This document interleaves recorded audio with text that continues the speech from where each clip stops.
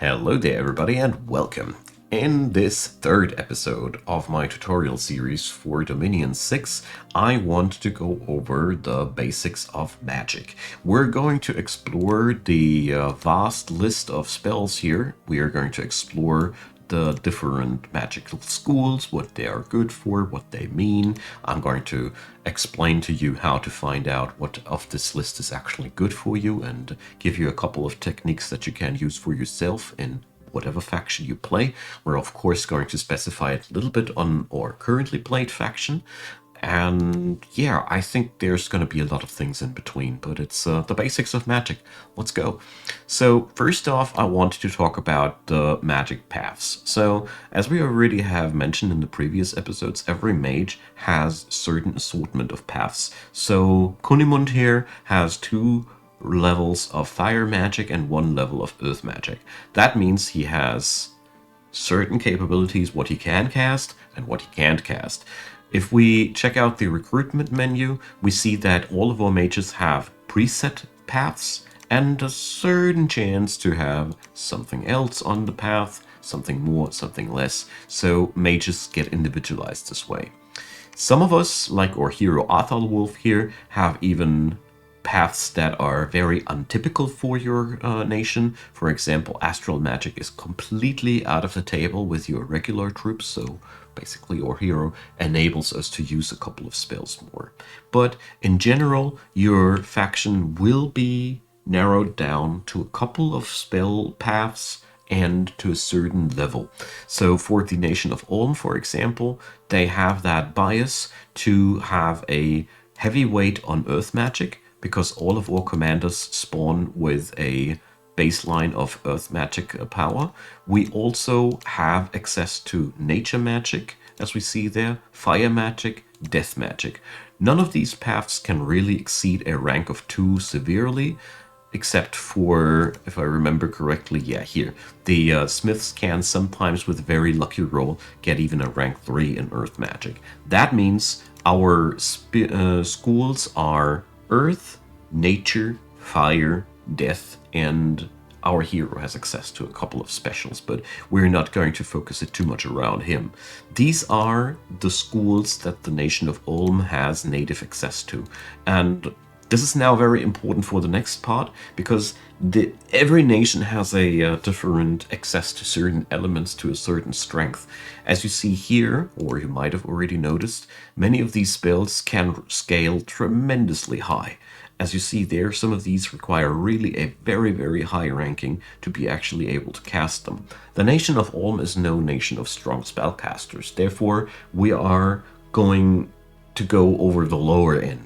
The higher end of magic is either exclusive for other nations or, well, you need to unlock it via a couple of tips and tricks, strategies, items, things that you can do, but that would now lead way too far.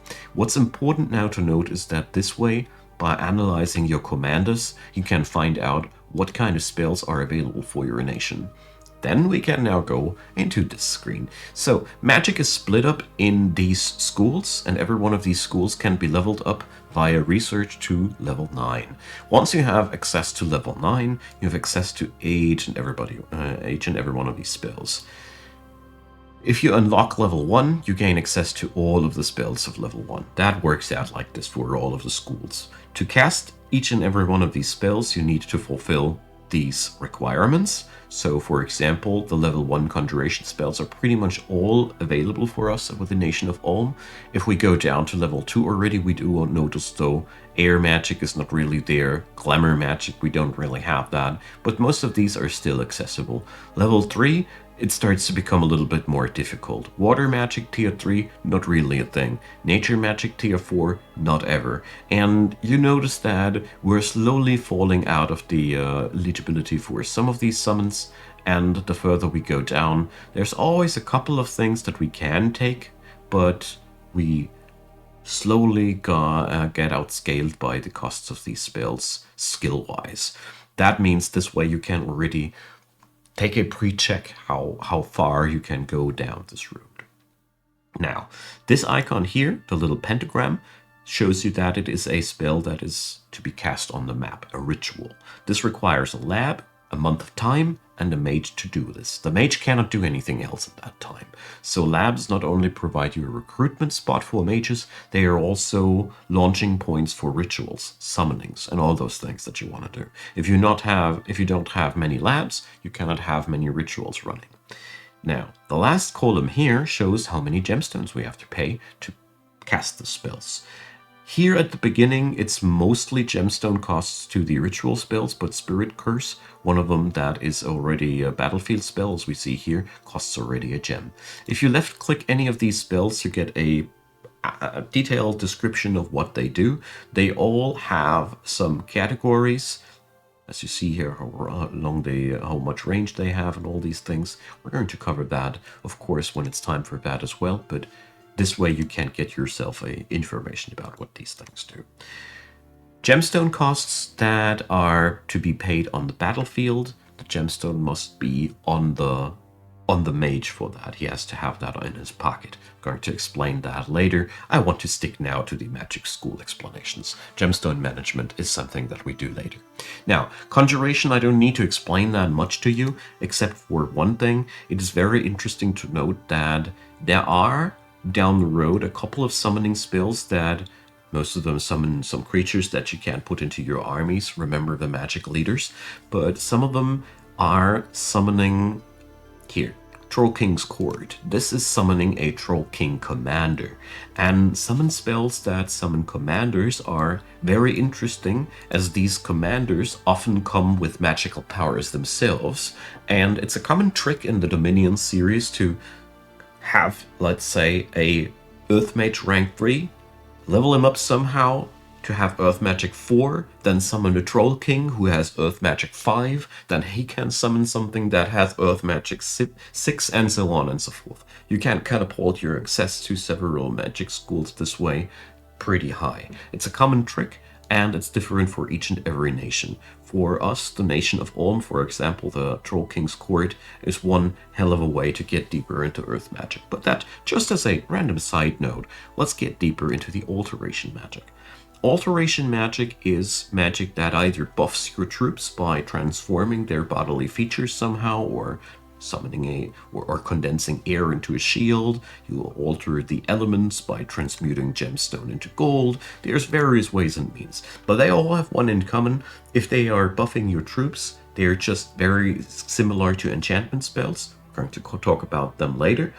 And if they are affecting the enemy, they are pretty much all of the spells in here are going against the enemy magic resistance. If you want to transform somebody in something else, quite often magic resistance is involved, but check out the spell in question to find out more detailed. Also, we have here spells that are rolled against the enemy's body strength here. Earth Meld, for example, is one spell that the Nation of Ulm can use quite well. It's dragging the enemy into the ground. Here you don't roll against magic resistance, but more against the physical resilience of the enemy, because they're trying to break free. Giants you won't be trapping with that much, but a little bit of a little army of halflings can be trapped really long in that. Either way, it's all about what this school is good for, and that is what you find in the alteration skill tree. There's also some damaging magic in it. It's a very mixed bag, but like I said, it's buffing magic, debuffing magic, and some transformation and damaging magic. Very hard to summarize differently. Evocation, though, is much easier. Evocation is just your standard fireball, lightning bolt, magic arrow, whatever. This is the typical staple of combat magics. Combat mages spells, and there's pretty much all the stuff that you are looking for in here. As you see, almost none of these spells are meant to be used outside of the battlefield, and that's what where it's at. The Nation of Ulm doesn't really excel in this department. We're not necessarily the worst here, but this is not really our favorite skill tree. Construction magic is the art of constructing automatons, but also enchanting items. So you see here these thresholds, construction of magic trinkets. If you click in it, you can check out what kind of items you can craft with that. This is all commander gear. And if you right click one of these items, you can see what the item does, what you need in terms of path. So anybody with a fire path of level 1 and a laboratory and 5 fire gemstones can now forge this item if you have that research unlocked. After that, we have a couple of other rituals and incombat spells, but all in all, this tree is mostly about artifact crafting and golem crafting. So you have a lot of items in here at your disposal, and they are quite game-changing. The Nation of Ulm excels at forging, so we're going to go into that topic later in this run as well. Enchantment is, like the name implies, mostly buff magic and also healing magic you will find here as well. Here we find really a lot of good things, at least for our nation. So here it's the same logic. As you see, a couple of spells are good for us and most of them are out of reach for us. I'm going to go over the spells in detail for the Nation of Ulm after the summary, by the way. So here, enchantment is your buffing magic, and as you see there, there's also a bit of summoning stuff. The magic trees are always forking a little bit left and right off to some crazy stuff here in this game series, as it's very creative. I'm doing my best to summarize them as good as I can. So, thaumaturgy, well, here we find a lot of how should I summarize that? It's spells that either curse the enemy, change the enemy. There's also the infamous blink in there. There's scrying rituals there. I really had a hard time when I thought about this, how to summarize thaumaturgy. Thaumaturgy is, well, I really have a hard time with that. It's full with spells that have a lot of utility. It's mostly utility spells and not so much direct damage or stuff like that. Best example here is the Communion School, which is basically putting several mages' power together and act them as a coven of mages. That's how you can imagine it. But here we also have 7-Year Fever, which just curses the enemy with a disease that will eventually kill them. All in all, thaumaturgy is, well, raw magic and acting around with it. I can't better describe it, and really, if somebody in the comment section knows to summarize this tree better, let me know. Blood magic. Blood magic is a lot easier to summarize. Here it's all about using sacrifices to get magic down. So as you see here, there's blood magic as a skill, but back here we don't use gemstone, we use blood slaves. Blood slaves need to be collected in the provinces directly. It's a task that your commanders can do, and it makes the provinces really not happy. But it is for blood magic absolutely necessary. And the nations that are strong in blood magic usually have commanders that are really good at collecting blood slaves. So when you're playing a blood nation, a lot of your gameplay will be based around procuring these things. You have, though, a vast array of cool spells available there. You see some of them cross-train into other branches here. So in case you didn't notice already, whenever there are 2 paths displayed here, of course you need to have all of these levels available. But all in all, here you find a lot of summonings and a lot of different hexes and battlefield magic spells that have all one in common. They are relatively powerful for the level they are at, because they have a very heavy cost. Because of all things, blood slaves are the most difficult resource to procure, because, you know, they are just making they got their own difficulties. To procure a blood slave, we need to set a commander on that task. By the way, you can also click into the command line to change the task. Things that I learned. So here, for example, blood hunting. That does bind a commander to that task. Whereas if we look at our tree Arminsul, it just exists and produces gemstones. That's quite brilliant, isn't it? So, now, further down the basics. I want to talk about the magic gems things now. As I said before, if a spell requires gemstones, a battlefield spell, you need to have them on you. So you select the commander, you click in here, and then you can pick up gems by left clicking them like that and put them into the pocket of the commander in question. If we check back here with our friend Lopt here, he is not capable of picking up any gemstone as there are no laboratories available to pick gemstones up from. That means if you have a nation that is relying heavily on magic, you really should have some courier people around that can travel through the lands and give you a fresh bag of spellcasting gemstones to the battlefields.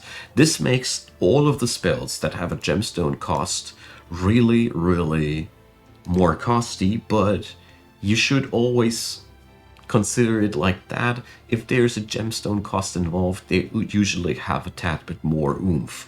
So the Lesser Fire Elemental Summon is, as far as I know, one of the staple level 3 summons that are really hard to deal with, as the dude is really not necessarily talented to summon that. You just need to put a gemstone in their pocket. There's also magical items that allow you to use one gemstone per battle, like an endless bottle of water that you can use as a substitute for a water gemstone. There's lots of good things in there. Now, research, you can also only check out, you can queue up what kind of stuff should be done next like that. Here we see how much research points we generate per month, and I think the rest should be pretty clear. Now, to forge items, we need to select a commander that can do so, and we can then select whatever we want to craft, but since we haven't researched any of these, there's nothing we can do. Now, further down the road, there is alchemy, which allows you to convert gems from one type to another. So as you see here, we can create here these astral pearls. And I don't... Oh, that was not what I thought it would do. So... yeah, and if I remember correctly, the astral gems can also be transformed. I have to look this up. This works differently than I thought. I'm very sorry for the inconvenience. Will be followed up. Empowerment. Here we can train up the paths of our mages. This is very costly, but it allows you, as you can see here, to invest a couple of gems to increase the skill value. This grows consecutively more costly, as far as I remember. The more ranks you try to bring up via empowerment, the more the gemstone costs go up.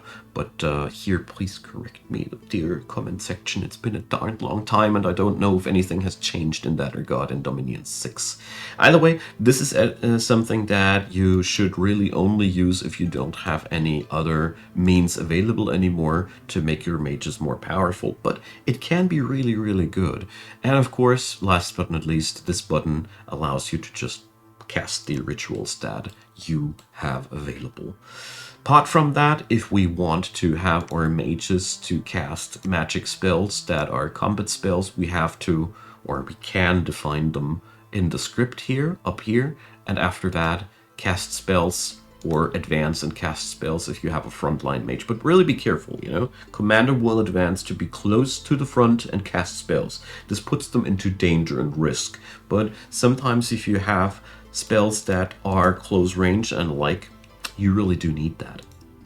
Alright, there's one last thing that I wanted to point out here, conservative magic gem usage. So this is also something to know, that if you want to avoid that your mages are using gemstones excessively, that's one thing. Because it's very important to stress out that you will be putting up this little script here. But after the 5 turns that this script is coded, the troops will decide for themselves what they deem best.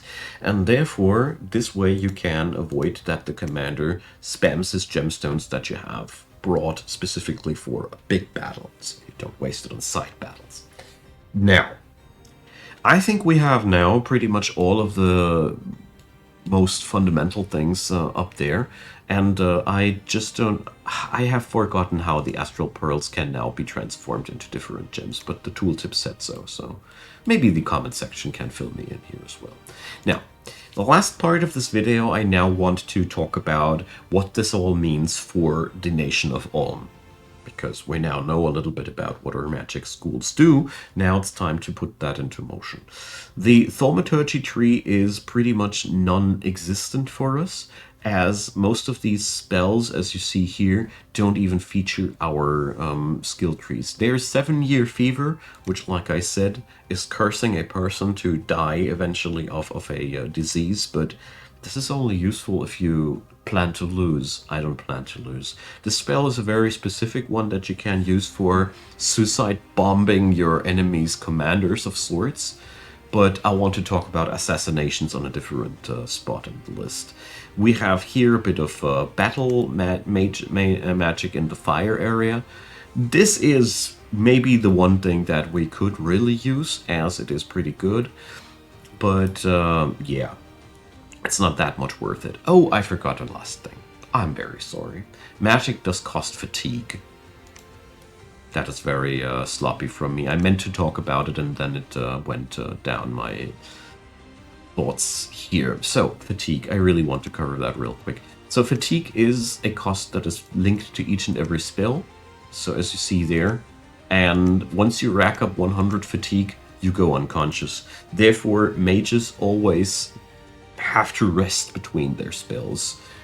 Dominions doesn't use a mana system, and therefore you use fatigue of sorts. So just look at it like mages can cast spells as long as they are not fatigued out of their mind. Therefore, any fatigue restoring things are really good for mages. Encumbrance, heavy armor, is bad for mages as it increases the fatigue per turn, meaning less active time. Okay. Now I finally got it. I knew I forgot something, but thaumaturgy, like I said, is in my opinion not the strongest suit of the Ulm people, as yes, you gain a couple of really nice spells at some point. Here we gain some magic resistance, but we need to research quite deep down before we start touching interesting things. In my opinion, enchantment is the much better way to go. We gain Strength of Giants from level 1 on, which is a pretty small spell. Area effect is area of effect is only 1, range is only 5, so it ain't really much, but +4 strength translates into more damage per blow. Our troops already hit quite hard, therefore it's really good. So we can use Windrunner. So this is only for the caster though, so it's not really that interesting. What I personally like here in the level 1 is also True Shot, enabling you to buff up your archers with precision. That's one spell we're actually already using. Animate Skeleton is also really powerful for the Ulm nation, as is Animate Dead. We can summon just undead right away from the battlefield and use them. We even can go as far as reanimate them as parts of our army. Remember our hero who features 100 undead leading capacity? We could park him somewhere with enough death gems to just reanimate himself an army without spending any gold. So that's pretty powerful. You can use it as some of your commanders have a pretty high likelihood of gaining at least 1 level of death magic. Level 2 gets even better as we learn now Ignite Arrows. This is extra 8 points of damage for your archers. It is not that unlikely for you to have tier 2 fire mages, so that's a really, really nice one. And we also gain Envenom Arrows, so we can really buff up our archers with this tree here alone. There's also Personal Regeneration, really good for your commanders if you want to send them into battle, like your Pretender God. This is a really nice one, as it helps you heal up. So, Flying Shield is also a protective shield that you can summon. Very good again for personal application on your mages. And level 3 enables us to learn Gift of Giant Strength. Now, this is now the big brother of that spell. It is the battlefield version, higher range, higher area of effect. Therefore, we can buff up more people with that. So we also gain the ability to protect ourselves a bit from fire, which is also pretty nice. We also gain a healing spell. I don't know how good these actually are. I didn't really play around with that so much in my experiences yet, so please fill me in if you know. So if we happen to be as lucky as to have two level 2 death mages, we also gain even better necromantic skills. And on level 4, Earth Shatter Hammers is an upgrade to give your blunt and slashing attacks a stun chance, which makes your melee dudes even stronger. So you might already notice that it's a lot about buffing the hell out of your melee dudes here. That's what enchantment is really good for. And the infamous Cloud Trapeze. We have this spell available for our Pretender God, and this allows you to just jump somewhere, basically, from one province to another. So you must respect, though, impassable mountain ranges or such can block the spell, but it is a infamous tool to just relocate air mages quickly from one point to another. And apart from that, I'll leave it like that because I don't want to overwhelm you completely. Feel free to browse through the rest of these. Construction magic will be very important for us to craft ourselves gear for our commanders. I'll talk to you about it once we get there. I'll be just flicking in construction up to level 3 in between, so we can then have enchantment level 3. Evocation, I usually skip that entirely for the old people, as I don't want to have combat magic. I don't see that so important. I'll leave it to the comment section to enlighten me what I'm missing out here. As I already said, I don't deem myself an expert here, just a rookie with attitude. Now, Alteration has a couple of really good enchantment spells here. Personal Bark Skin is really good, only for the commander himself, but hey, it's a start. Skeletal Body is also really good for protecting yourself against arrows, as it protects you really, really strongly against ranged attacks. And level 2 brings up personal stone skin, and it also gives us enlarge, which allows us to buff up parts of our soldiers to have a lot more strength yet again.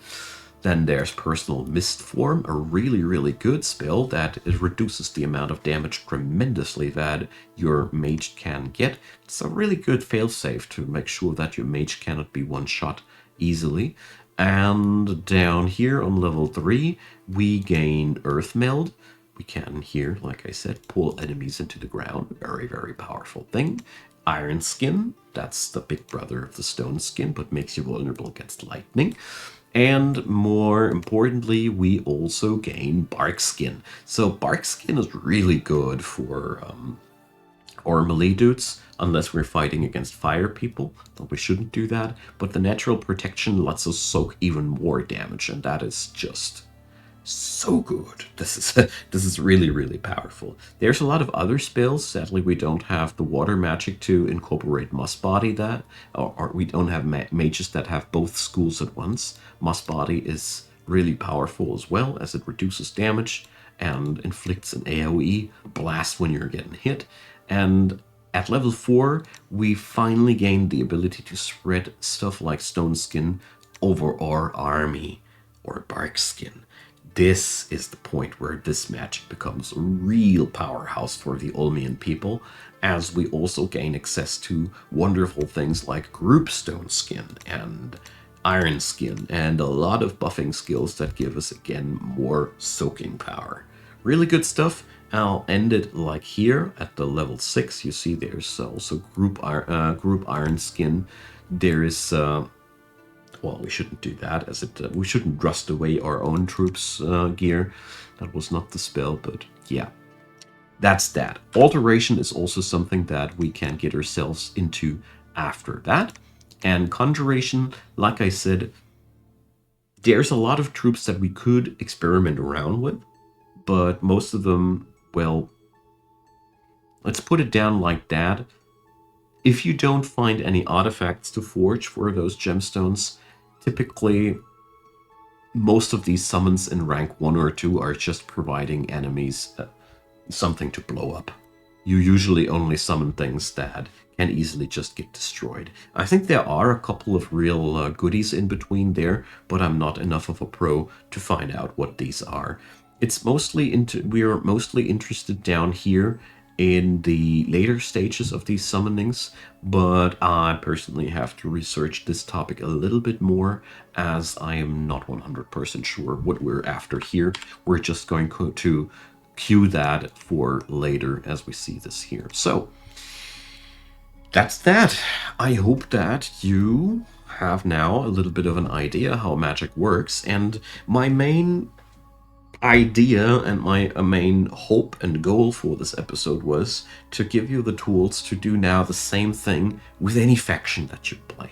Just check out what their commanders are good at, check out what spells are ultimately really available for you, and then check out how good they might synergize with your roster. Here I'm all about spells that are enhancing my fighters, make them live longer, make them hit harder, stuff like that.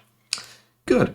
Thanks for watching, you all. I really appreciate the many comments down there, so keep them coming. And like I said, fill in my blank spaces. This game is insanely information heavy, and no matter how much I prepare, I always end up while recording with a little bit of a whoopsie there, so please forgive me. I'm doing my best on my end.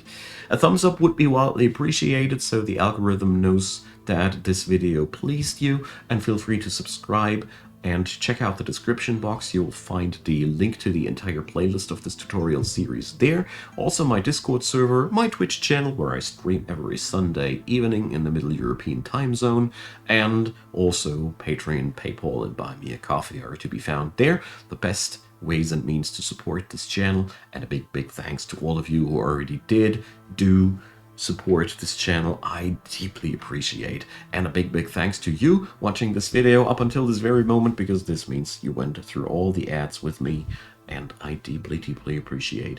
Catch you all on the next episode when we're going to go a little bit over the military things. I know I promised you a little bit more military tweaking on this one. We're going to do this next episode. See you there, and have a good day.